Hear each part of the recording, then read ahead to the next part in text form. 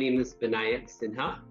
I'm a professor of atmospheric chemistry and composition at the Indian Institute of Science, Education and Research, which is a teaching and research institute located in northwest India, about 300 kilometers north of Delhi, which is the capital of India, as you might know. And I currently serve as the deputy editor of Global Sustainability Journal. And I've been in this role since December 2023.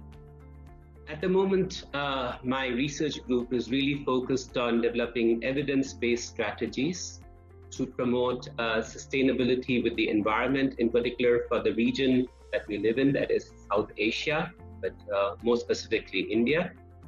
One of the projects that we've been engaged in for the past 2-3 years is a project that's really looking at how to decide what should be prioritized in terms of clean air measures for the tackling the air pollution problem in Delhi, which, as you may be aware, is frequently ranked among the most polluted cities of the world, if not the most polluted city in terms of air quality.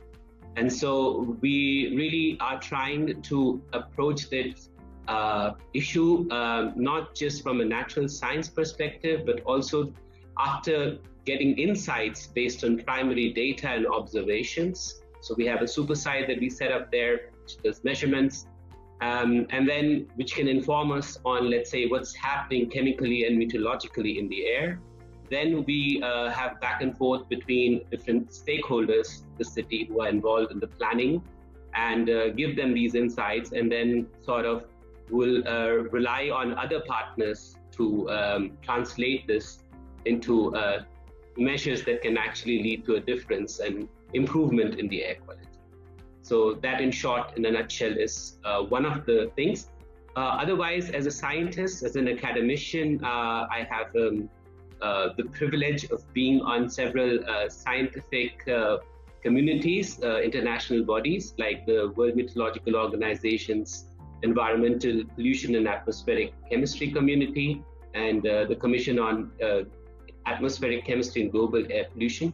And in these bodies, what I see myself as a key role, as having a key role in, is actually to tell many of my colleagues who are more used to the Euro-centric and American-centric paradigms that are very valuable, that have really worked in those regions, maybe try and say which of those could actually work also well in other parts, like developing regions like India, and which actually are doomed to fail perhaps because there are intrinsic dissimilarities. I think I received an email from you, and then I requested for an interview, or let's say an interaction with you and the chief editor, and that went well, and I was happy to come on board. I think Serku was perhaps from the iLeaps days. So iLeaps is one of these Future Earth global research projects in which we were committee members together, and we worked quite a bit together. So I guess that's where you heard about me. Well, I think when I was sort of deciding whether I would be able to contribute to the editorial board, 3 things really stood out to me when I did my sort of background check on the journal, so to say. The first was, of course, that this is a very strong transdisciplinary nature. Of course, there are many other journals that can claim similar, scope.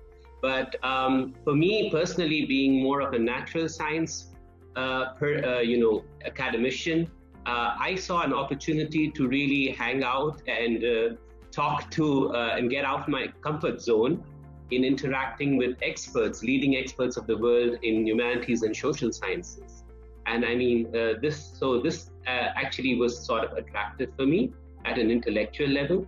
The other thing is that I find that most of the papers that were published some of them have been on very contemporary and topical issues, and they are made accessible, and it seems to me they would really be the way they have been written is accessible to policymakers and non-experts in the field.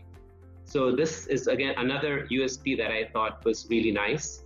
And so overall, this transdisciplinary bridge, if you will, was what really motivated me to become part of this. All you need is an internet connection, and then you have access to this really rich body of literature. And this is very important, in particular for people who are, in regions that don't have the necessary funding for subscribing to journals like Elsevier and so on.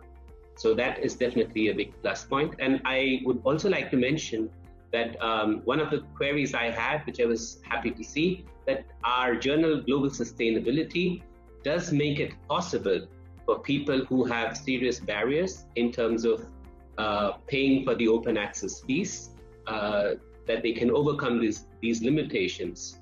And so there is an avenue, both from the point of view of the contributor as well as the reader, to have access to this platform. I think that if we break down the issues, there's one that comes from, let's say, the knowledge gap, evidence or measures that would really be the most effective in terms of mitigating climate change and promoting sustainability with the environment. So that is more like from a natural science knowledge perspective. But I think what worries me a lot more is actually the socio-economic disparity in our world today, which even if we know exactly what needs to be done or prioritized, let's say, is a real barrier in terms of translating it on the ground. And this typically, at least from developing countries' perspective, leads to what we would normally associate with, lack to access of resources. And I think lack of stability, political stability, is something that maybe people in the developed countries take for granted.